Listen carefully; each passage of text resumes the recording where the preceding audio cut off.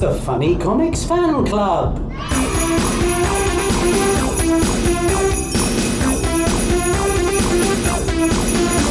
Merry Christmas to one and all. Welcome to the Funny Comics Fan Club. Funny Comics Fan Club, that's the title. That's the title, with me, Dr. Mark Hibbett. And me, non-Dr. John Dredge, still working on it. And still full of festive cheer. Well, hi! Hey. So what are we looking at then this special Christmas, John? It's the Beano Book 1979. Because last year we looked at the Beano Book 2025.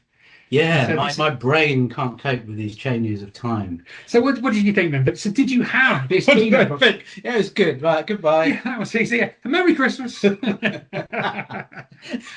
we've been doing this wrong all this time. I mean, did you have this one? Was this one you owned? No, I don't remember this. I remember the general tone of it and the general characters and things like that. But I mean, the first thing to say about it, right? You got Dennis and Nasher on the front, pushing an enormous snowball down the hill, and all the characters are like running away from it. Yeah. So you've got the Lord Snooty, you've got Little Plum, you've got Biffo the Bear, you've got the Bash Street Kids all running away from it. And then on the back, Dennis has crashed into a tree, Nasher's flying all over the place, and everyone is laughing at Dennis and Nasher. Did you spot the deliberate mistake? I'm not sure. What do you think the mistake is? Biffo the Bear is not in this. Ah, yes. Now, that's why I was confused, because that doesn't seem to be a mistake to me. That seems to be a positive benefit. Yes, there is no Biffo the Bear. The terrible stain of Biffo-ness is not present within it. Funny, isn't it? Because there he is. What's he doing on the front if he's not inside?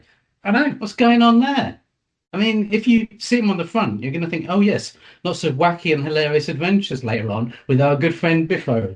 Are you going to think that? And P.S. I can't wait till the spin-off comic. Biffo. Yeah. Never happened. It's funny there was never a Biffo weekly, wasn't there?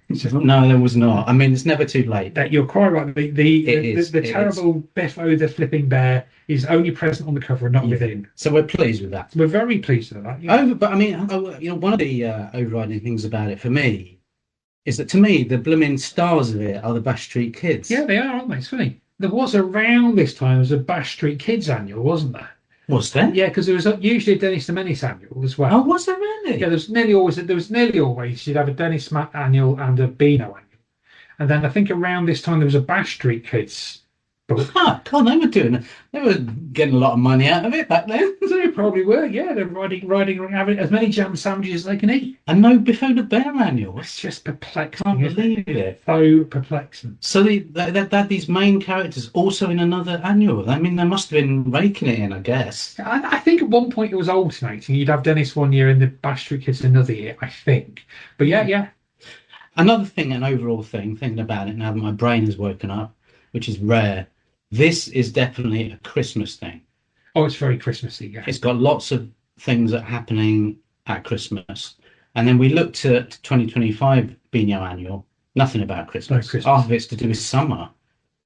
But I think that's because now they've got this little spin-off thing called Beano Christmas Special or something. That's right. But I find that odd. You did. You found it odd last year, I recall. But this is what I think an annual is. Something to do with Christmas, because that's when it comes out. Why is it not reflected in the pages otherwise? Well, the thing is, it comes out in August. It doesn't come out in Christmas, and it never did. And it was made a year in advance. Yeah. Did the Beano Book 1979 come out in August? Yeah. It's just we all got it for Christmas. Oh. Huh.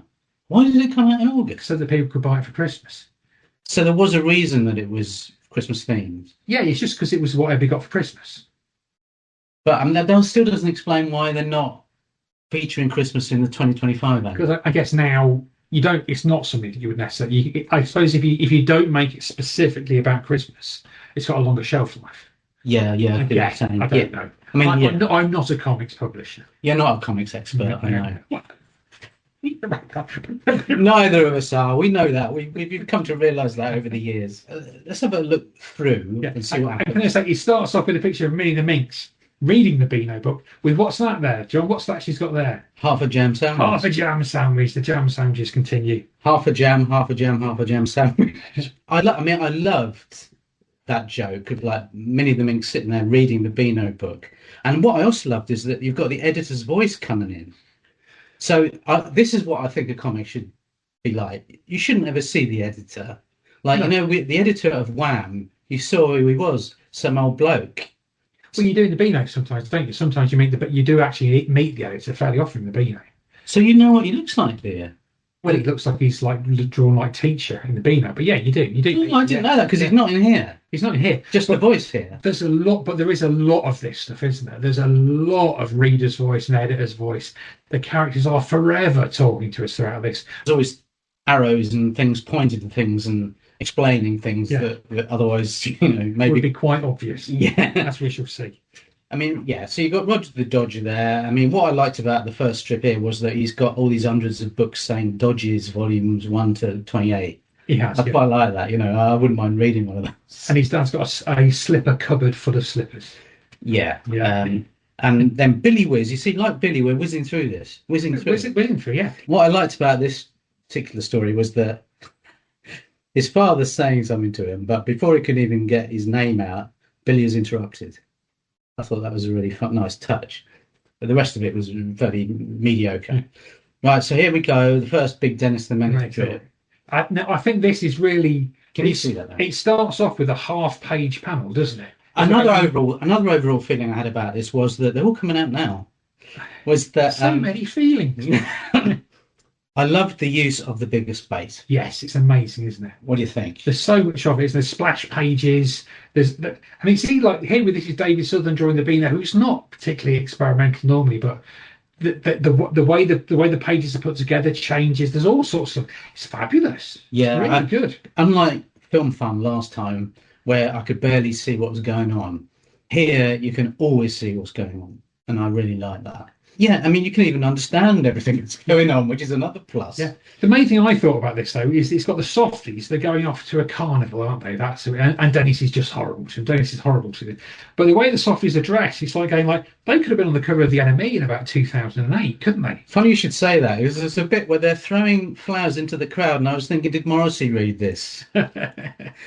But it's not Morrissey's era, though. It's like just after the Libertines. They look around that time. But no, when he was a kid, he might have been reading. No, he might have been. Yes, indeed. This was 79. This is 79, so he would. It's possible. It's not impossible. What I liked about this, or what I found a bit odd, was that the softies they're putting this little boat into the carnival, but they're quite happy to have a big flag with the softies written on it. Yeah. They're owning it, aren't they? They're owning that. I think that's rather wonderful. I think that's really nice. And then basically what happens is Dennis obviously is horrible to them, ruins everything, as we'll see later on. What I like about this was like they all just throwing a load of flowers into the audience. Yeah. I think they missed a joke here because he says, haven't you got anything to throw into the crowd? And then they throw all these like stink bombs and water at the crowd with a big page of that so you can really see what's going on.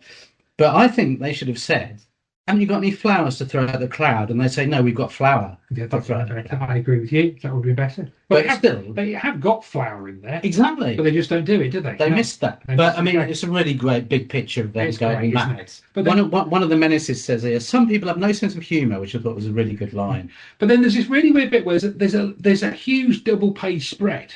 And he says, can you spot the menaces, readers? And it's like, it would be a really nice game to play because you can work out where they are, except the very next panel is them going, here we are.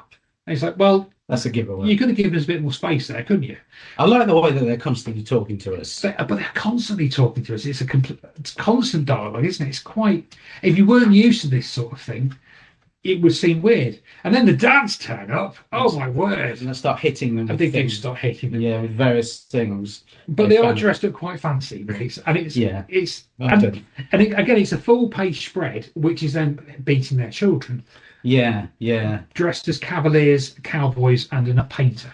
Make of that what you will. Make indeed. What I thought was good about it, another really good thing about it, was that the inventive things that they did with the title panels. Yeah. I mean, this one for Minnie the Minx, huge title panel, and she's polishing the letters Minnie the Minx, and that's because the polish is to do with the story that's just coming out. But what is this bit?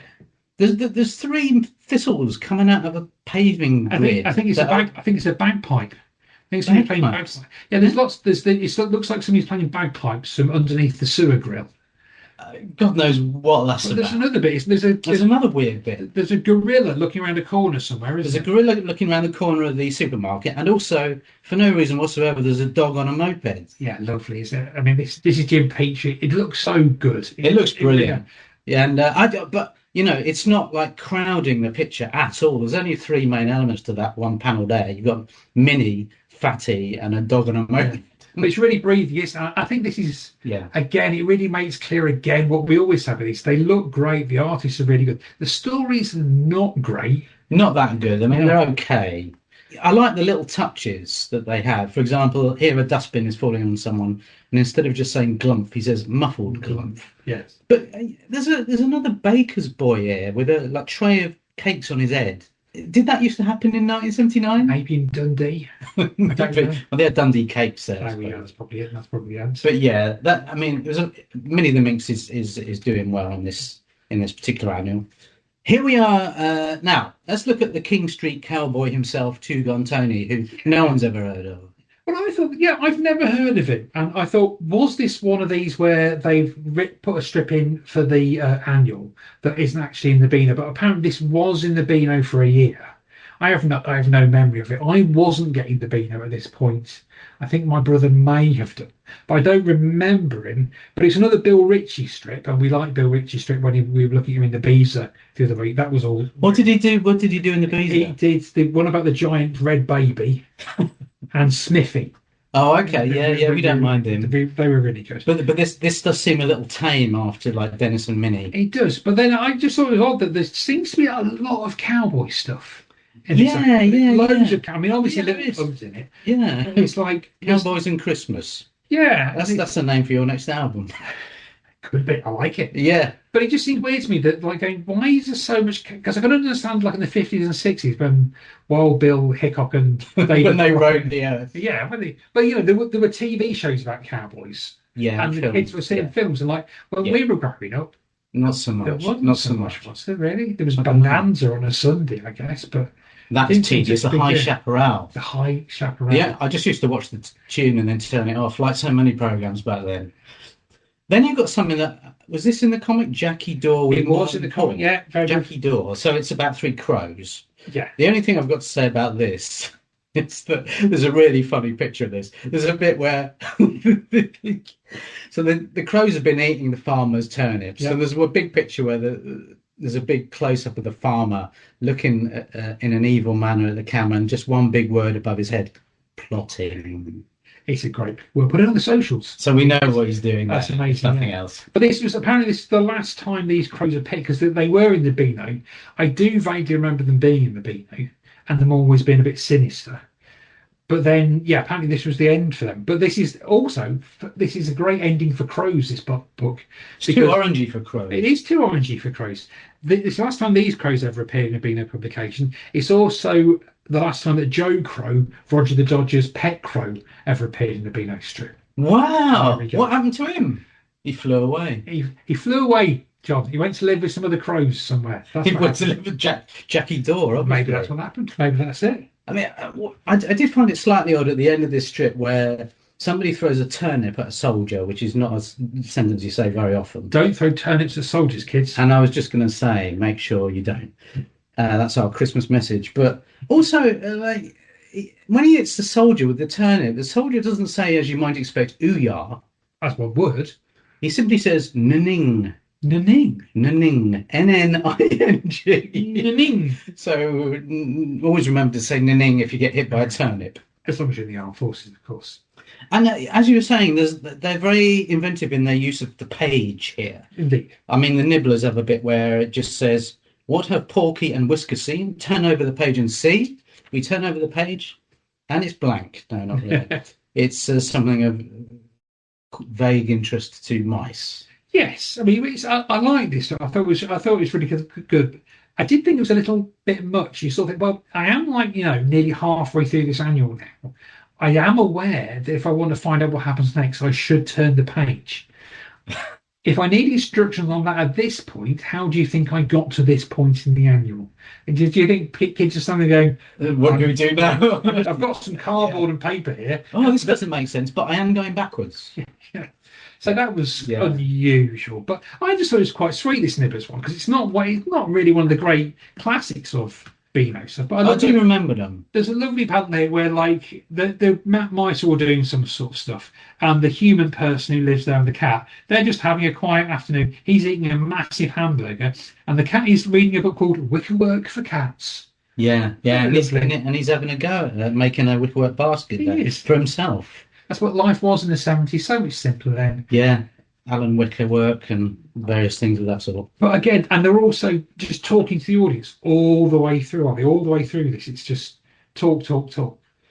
Pup Parade had some nice bits and pieces about it. It looks gorgeous, doesn't it? Except, of course, very irresponsible. Yeah, very irresponsible. Smithy's in it. Well, he puts his head around the corner and hits himself on the head with a hammer.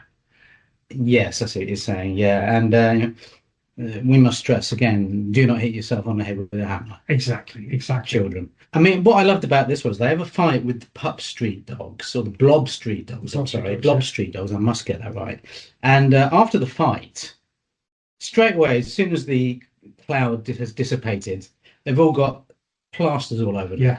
They've all got elastoplast stuck on their face. I love that comic convention. Yeah. You know, as soon as the fight ends, that's what they've got. Somebody's got a walking stick from somewhere immediately, and everyone else has got plasters all over their faces. And they look absolutely exhausted, don't they? We like that. Yeah. We like that. Except that then Nasher they're going, oh, great, well done us, we're the toughest dogs in the Beano. And then Nasher turns up, and they all have to grovel to Nasher. Yeah, that's a weak ending. And it's not nice. It's just, I just think it's strange, isn't it? They're like, now you read the Beano, you go, oh, it's got old Dennis and Nasher.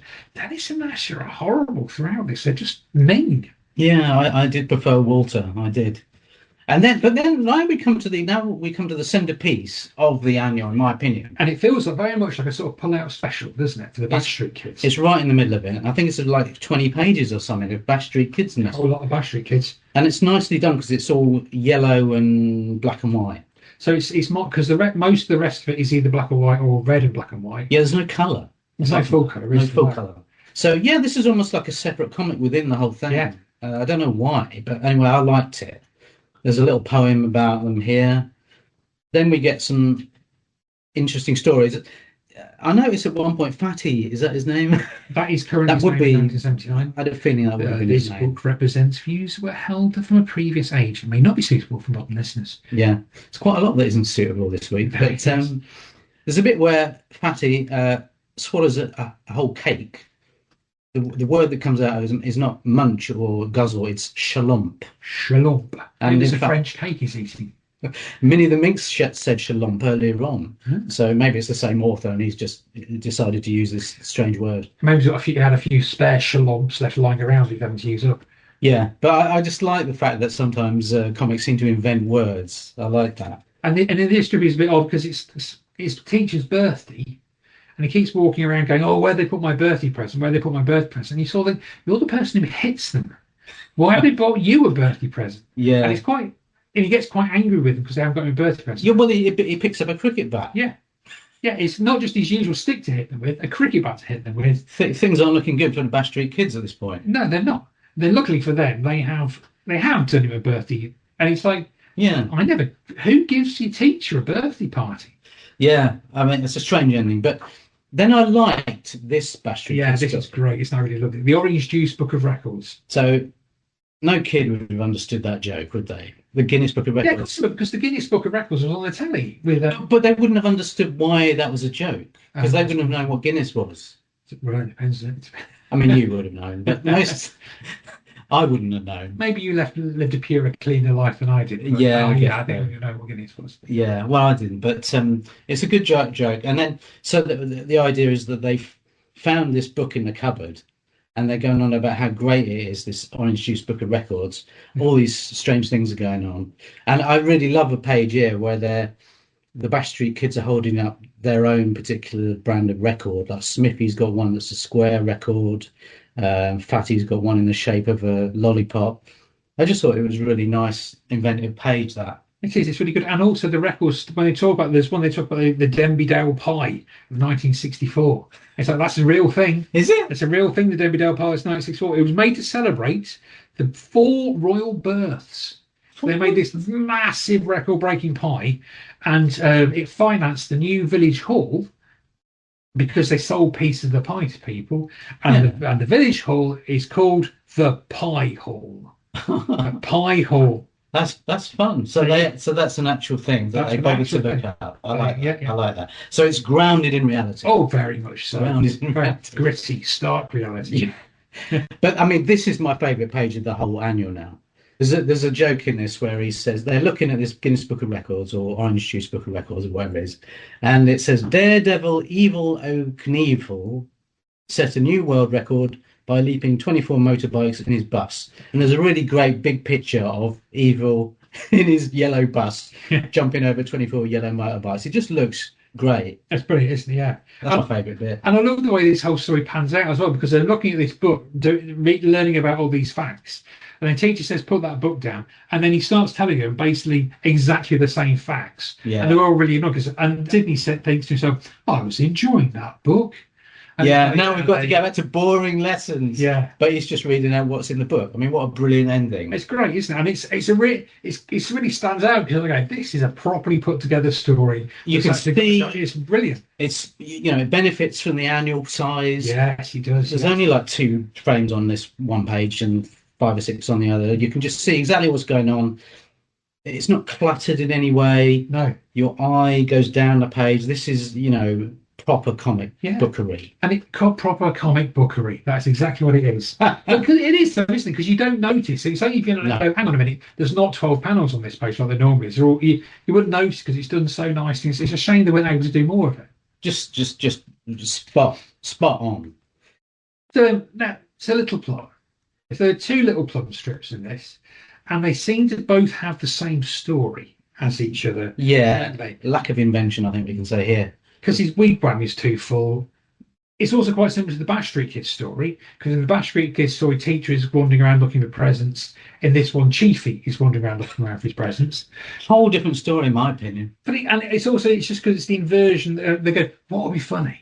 Instead of the kids looking for the presents like kids do, what if an adult did? That's a good idea. It's a good idea once, not twice in the same comic, really. But again, it's all about Christmas. It's all about presents. That is what this is. It is, yeah. In 1979. And I quite like the fact that, always with Little Plum, really, but it's like, it's supposed to be like Native Americans and all this sort of thing. But it's so English. Well, not even English, British rather than English, because it's so. But I love the fact that when they've got all their presents, when Chiefy opens his big wigwam full of presents, all the things that come out, there's golf clubs in there. He's getting the skateboard. And then weirdly, because it's 1979 and they didn't know any better, they've given him a dog for Christmas. It's like, no. Do you know who drew these Little Plum type strips? Ron Spencer. I mean, I did like the end of the first Little Plum strip, wherever that was, where it was like, again, he was Little Plum was selling off everything that was in his tent. Yes. And there was just loads of really good little jokes. Like there was one thing it said Custer's last hat stand. I thought that is good. That is good. And there was another thing saying something like Viking helmet made in Hong Kong. Really good little details. So hats off to Little Plum. So then we get to the second Dennis The Menace story. And in this one, what happens is that the Menaces challenge the Softies to a group of challenges. So the Dennis Menace challenges Walter to a boxing match. Why would he go? And I think it's quite sweet, because the other 2 Softies, they're going, put up a brave show, Walter. They're being really supportive of him. They're going, and then he trips over and he falls over him. But then they keep going at it. And it's like they're there. And then it says, let's try a pillow fight. Curly against Bertie. And then Bertie gets hurt. Bertie gets hurt. But they're quite unpleasant, the Menaces. But I just like how the Softies are. Yeah, they're much better. And they're very supportive of each other. They go back to their huts. And then they go, we challenge you to a snowball fight. And then Walter says, no, not likely. Then it leans to them and says, be brave, only 1 snowball each. And then Dudley, who's one of the Softies, says, I'm going to do it. Maybe after this, they'll leave us in peace. And it's like, poor thinking. No, Dudley, they're not going to happen. Poor judgment. That's not what's going to happen. I really it hasn't happened for the last 40 years. But it's just this really, I just found that quite moving. It's this really sad moment. Then Dudley goes, maybe maybe this Maybe this time they'll just leave us in peace. Well, they're good. They're good-hearted people, aren't they? Softies. Good people. They really come across really nicely here. Much better than the flaming bully that is Dennis. Yeah. I mean, no wonder they changed him so much. Indeed, and then at the end, it ends with the softies. Even after all this, come into our shed, which appears to be enormous once you get inside it. Yeah. I mean, come and play our games. I mean, there's a huge double-page spread of them, the different sort of games that the softies play. For example, instead of squash, you've got squeeze, which is slightly gentler, and instead of drafts, you've got gentle breeze. And there's all sorts of jokes about how soft they are. You can't play tiddlywinks without wearing safety helmets, and it's a nice page or two. That it's lovely, but it does. Yeah, I say you do come out of here going like, God, the softies. Why they're not doing you any harm? Yeah, I'm on the side. I'm on their side. I'm on their side there, definitely. Yeah.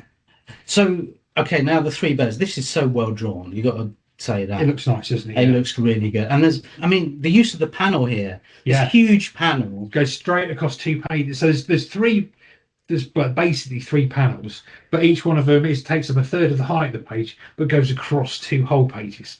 And for those of you who need a detailed diagram, just send an SAE or postal order to us, and you'll never see it again. Yeah, I mean, there's a big picture of the 3 bears running off with a huge cart and all this food in it, really nicely drawn. And what I like about the 3 bears, at one point, Hank calls them pancake brain. Right. So I just thought, that's a good insult. I'm going to remember to use that in my day-to-day life. Morning, pancake brain. That's what I'm going to say. Please report back to us how that goes. Yeah. We'll see if I'm still employed next time. But I mean, just lovely drawings. And you've got the Bash Street Kid calendar, once again showing that they are pretty much the stars of the show. Yeah, so this runs throughout the whole book, doesn't it? So every so often there's 2 pages where it's a calendar. And it's like, it's a proper calendar. Yeah, I just like it. I like the way it's done. But I thought, what was the idea of it? Are we supposed to snip it out of the Beano Book, or do we use the Beano Book as an ongoing calendar? Are we supposed to be maintaining our appointments through this? I'm going to write to the editor, even though I've never seen him. You have, so you're closer than I have. You've seen him, I'm sure. I haven't seen him. I've been looking around nowhere. I'm sure there's an issue to Beano Book. But I like the cat. But then things like Crazy, they would have like pull-out calendars, wouldn't they? Yes, they would. Pull out, and it wouldn't spoil the rest of the comics. So one up to the Crazy gang at this point. Lord Snooty, ladies and gentlemen, Lord Snooty. He was very famous by this point, very famous, mentioned on a Bonzo Dog Band album several times. Sorry, he was. It's where this is where, as we said, there's lots in here where I never knew there was so much in it. You have to be my age to get that joke, and even then, and you are. So this starts off with reader's voice says, "What a nice picture of super snowmen." Okay, which already raises issue. Which is going, well, why? Why do you think that's a nice picture? What's super about some snowmen? I don't understand anyway. But then it's like going, but reader's voice, the point of now, I'm not going to, it's Christmas, so I'm not going to bother you with theory. But there's a lot of stuff in comics where the point of a comics page is you can see the whole page at once. That's a really big, so when you look at a comics page, you are aware of the entire page. You can see it. You read it from top to bottom and left to right, but you can always see it. Right, that's why when you do a reveal in a comic page, you would normally go turn over the page and there's the shocking reveal. Because otherwise you've already seen the shocking reveal because you've seen it. But this theory of yours that you've just come up with, I mean, wouldn't that mean most comics, therefore, you might as well not have a good ending because you've already seen it? You've seen it, but you've not necessarily read it. Okay, I understand. Yeah, so you basically when you open 2-page comics, you can see it. It is visible there before you. But you don't read the ending. You don't read it, no, but you can see it. It's there. You can see what's going to happen. Okay. So if on the second page you're looking at the main hero is ripped in two and clearly dead, then there's going to be little surprise. You wouldn't do that. You'd have a big reveal when you turn. Part of the craft of making comics is you go, we'll have the bigger reveal at the start of a page when you've turned it over, because otherwise you've seen it and it doesn't really work. So you can really do that in an annual format. Yes, except here, when the reader says, what a nice picture of super snowmen, the very next picture is it turns out they're not super snowmen, it's Lord Snooty and his gang. It's like going, but that doesn't work. That's it's a shame because so much of this is going, see how we can stretch out and use the medium of comics. And then here it's like going, but that doesn't work. This wasn't written by the guy that did the Bash Street Kids bit. No, I don't. This is much more old-fashioned, isn't it? You can see its roots in like old-fashionedness. And I mean, I think we all knew it was going to be Lord Snooty and his pals under the snow. I mean, who else was it going to be? Biffo the Bear. And then I don't know. It's just like a fairly standard story, really. Yeah, and it's like nothing great just happens in it. And they go and get in trouble with the Gasworks gang, and the Gasworks gang trick them by they make the Gasworks gang makes Lord Snooty think that they're up a tree. So Lord Snooty's going to go and shake the tree, and then lots of snow falls on them, which was always going to happen because the tree is full of snow. And it turns out there were teddy bears. Why would the Gasworks gang come out for the day with teddy bears? The whole thing is just one of these. It's a shame because for the most part this annual is pretty good, but this is one of those you go, what? This bit isn't. The last story is Roger the Dodger, who barely gets some mention. He's not even on the front. He's not on the front, is he? No, why didn't they put him on rather than the missing Biffo the Bear? I mean, there's not even a page in there saying, have you seen this bear? Nothing. That might have been a good joke. Yeah, the Roger the Dodger strip. I mean, he's been there since day one, and I think he's probably still there. He's still there, yeah. But this story is very much a sort of nondescript thing. But I didn't really like there's all these like little rhymes at the top of each page to tell you what the hell you're going to read. Yeah. So that to me, that's like, well, don't spoil it before I've even read the thing. I know you can see the whole thing, but I haven't read the whole thing yet. So you've got these stupid rhymes at the top. The hour has begun with Dodge number 1. What's that for? Is that to like make it more clear or something? But that's a really old-fashioned. Again, that is really old-fashioned, isn't it? Because that was in that stuff when we looked at 80s comics. They're not there then, but in the 60s and 70s, they definitely. They did do it. Yeah. But I thought with this one, this isn't great because what happens in this story is Roger decides to do 100 dodges in an hour, and he's quite a good joke. But you don't really see any of them. You don't. But what you do see is the artwork on this, which is by Frank McDiarmid. It's fantastic. Is this so? This is the Cheeky Weekly guy. Yeah. But look at how great. There's one where Roger goes out and he just says, "Oh, it's 2:00. I've got to work 100 dodges till 3:00." And what he does, he goes out the front of the house and looks at a church clock, which appears to be over the road from his house. But there's a whole church there. It just looks gorgeous. And there's another bit where he's climbing over, looking over some railway lines. There's all sorts of camera angles. There's all sorts of detail going on. And it's like, it's not necessarily that there are jokes going on in the background. It's just, he's not held back. He's just drawn lots of really gorgeous stuff here. I just thought this was fantastic. A terrible blow with a minute to go, and we're almost out of time ourselves here. But he starts and ends the annual, so that's quite a nice bit of symmetry there. Yeah. These people have obviously been thinking about it. They're not pancake brains. They're not pancake. They know what they're doing, don't they? These guys are pretty much the top people at the time, I guess. The artists certainly are, yes, definitely. I mean, again, I think this is why I say with all of this, as we always say, and especially with the DC Thompson stuff, a lot of the stories, there's not a lot of imagination in them. No, it's not like Crazy Comic or Crazy Annual, which to me, I much preferred that style of humour back then. I've still got the same sense of humour now. But this is like, it's very sort of conventional humour. Yeah, it's why that Bash Street stories, that Bash Street Kids one really stood out, didn't it? Because that was really, really, and these are like, and again, it's Roger the Dodger story. Well, they haven't got a punchline, so his dad hits him with a shoe. When all else fails, hit somebody with a shoe. And then they've got a nice little advert for the Dennis The Menace and Nasher fan club. 30p to join in 1979, and Mark Hamill was a big fan. He joined the blooming Beano fan club. I don't know, did they have the Beano in America or something? They did not have the Beano in America. So he must have got it from somewhere. Well, they filmed Star Wars here, didn't they? As well, you know. So you've got it over here, got it. Yeah. But overall, I thought this was a really good annual, especially for a £1.15. I'd be happy to read another one, really. I thought it was I was surprised. I mean, because this... I'd be interested to read a Bash Street Kids annual. Yeah, I would. But this came out 1979, so this is around the same time we looked at a summer special in the last series, didn't we? That was also from 1979. That wasn't good. That was deeply rubbish. Was it? Oh, yeah, and also, I don't need to mention, but they don't use the Beano logo on the cover.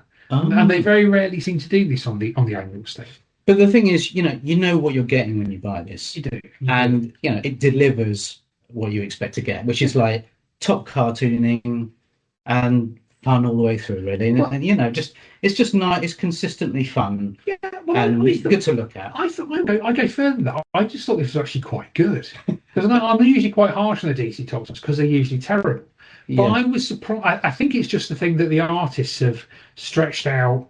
That the artwork is there's experimentation, there's freedom in it, there's fun in it. And it just feels a lot less straitjacketed than it normally does. Yeah, because like Frank McDormand's doing Roger the Dodger, when he does cheeky, he's all over. He's doing all He's sorts got of things. tons of stuff going Yeah, on, but loads of gags. if He it was was- obviously slightly limited here. They obviously said to him, "We don't want all these hundreds of gags in the background business and wackiness. We want, you know, pies in the face or whatever it is, and Lord Snooty throwing snowballs. You know, within their remit, they couldn't have done that much better. I think. I enjoyed it. I enjoyed this one a I lot. don't think I enjoy. I did have this at the time. You did have it I at the did have this at time. the time. This isn't my copy. I don't know where my copy is. Do you remember how you felt at the time? I did like it because this. You did like it. This will be Christmas 1978. Good year for At Britain. this point, I am reading 2000 AD Star Wars. So So how old were you? I would have been 8.5 years old. Christmas Were 1978. you grown out of it? Yeah, well, I was reading 2000 AD, wasn't God, I? I don't think I was yet. You still haven't. No, I still haven't. I'm still 12 years old mentally. But But, at this point, it's like I'm a You're a grown up. I'm a grown up 8.5 years old. Going, I don't want to read this. Oh, right. Whereas I want to read like people being murdered and exploded all the time. Okay. That's So, right. yeah, but to me, no, I like the sense of innocence in this. It's just a fun read, and I'll be happy to join the Dennis The Menace fan club. I'd be happy to have that in my stocking any time. Yes, yes. I mean, this means Christmas to me, really. An annual means Christmas. So, you know, I hope to get the Beano annual this year. Mum, if you're listening. In the next edition, we will be looking at the Biffo The Bear fan club. Biffo Weekly. That we are The proud real members of. Yeah, we do. No, indeed. Next time we shall leave.